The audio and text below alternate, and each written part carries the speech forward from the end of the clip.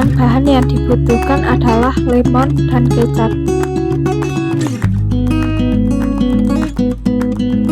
Potong lemon menjadi 2 bagian. Siapkan sendok makan, tuangkan kecap manis secukupnya.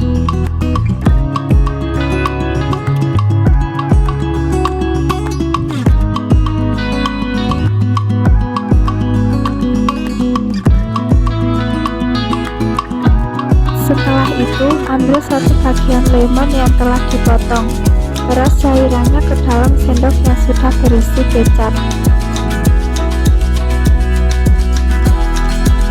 Aduk dan pastikan tidak ada biji lemon yang ikut tercampur.